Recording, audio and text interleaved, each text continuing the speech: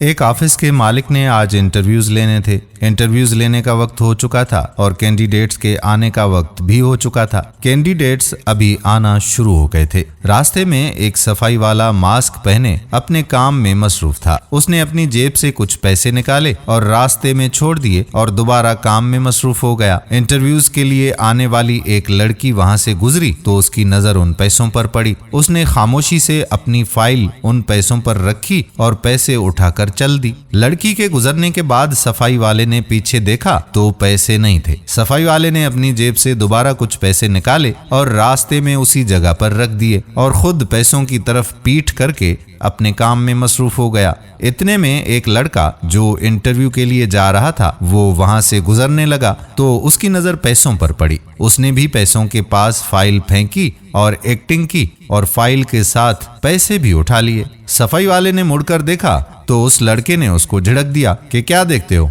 अपना काम करो। उस लड़के के गुजर जाने के बाद सफाई वाले ने दोबारा उसी जगह पर कुछ पैसे छोड़ दिए और काम में फिर मसरूफ हो गया। इतने में एक लड़का हाथ में फाइल लिए इंटरव्यू के लिए जा रहा था कि उसकी नजर भी उन पैसों पर पड़ी। उसने बैठकर पैसे उठाए और फिर उस सफाई वाले से कहा कि भाई क्या ये पैसे तुम्हारे हैं? ये मुझे यहाँ पर पड़े हुए मिले हैं। सफाई वाला जेबें टटोलते हुए बोला कि जी ये मेरे ही हैं। वो लड़का कहने लगा कि भाई पैसों का ख्याल रखा करो, ये बड़ी मुश्किल से कमाए जाते हैं। ये कहकर वो लड़का इंटरव्यू के लिए आगे चला गया। ये लड़का दफ्तर में दाखिल हुआ तो पहले से एक लड़की और एक लड़का भी दफ्तर में इंटरव्यू के लिए मौजूद थे। ये भी उनके साथ जाकर बैठ गया। लड़की उस लड़के को कहने लगी कि कितनी बदबू आ रही है तुमसे, दूर होकर बैठो थोड़ा। पहले से मौजूद लड़का भी उसे यही कहने लगा। लड़की कहने लगी कि तुम चले ही जाओ तो बेहतर है, तुम्हें जॉब कैसे मिल सकती है, पहले अपनी हालत तो दुरुस्त कर लो।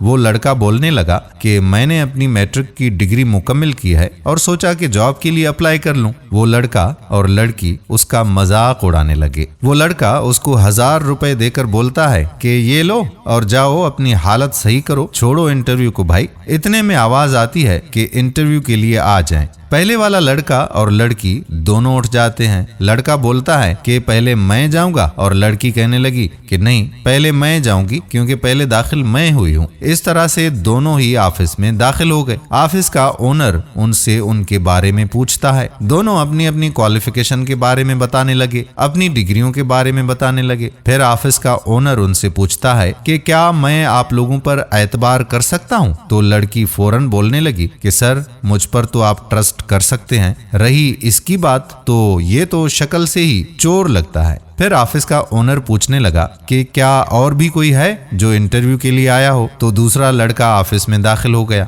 उसको देखकर वो लड़की और लड़का हंसने लगे जो पहले से मौजूद थे। लड़का बोलता है कि सर इस भिखारी को तो रहने ही दें, इसे आप क्या जॉब देंगे? लड़की कहने लगी कि सर ये तो मैट्रिक पास है, ये क्या जॉब करेगा? अलबत्ता ऑफिस ओनर उस लड़के से कहता है कि लाओ अपनी फाइल मुझे पकड़ाओ। पहले वाला लड़का कहता है कि सर इसकी फाइल देखकर अपना टाइम क्यों वेस्ट करते हैं? इतने में लड़की भी कहने लगी कि सर आप ट्रस्ट की बात कर रहे थे तो इस भिखारी पर आप कैसे ट्रस्ट कर सकते हैं? जवाब में ऑफिस ओनर कहने लगा कि असल में ट्रस्ट के लिए यही लड़का है क्योंकि तुम दोनों तो हो ही चोर। लड़की और लड़का दोनों एक साथ बोलते हैं सर क्या मतलब है आपका? ऑफिस ओनर ने वो कपड़े और इसी तरह के पैसे मेज पर रखते हुए कहा कि कुछ याद आया? लड़की और लड़का बोलने लगे कि ये क्या है, हमें कुछ समझ नहीं आया। तो ऑफिस ओनर ने उन्हें बताया कि जब आप लोग इंटरव्यू के लिए आ रहे थे तो मैंने ही वो पैसे रास्ते में छोड़े थे ताकि आप लोगों को मैं आजमा सकूं।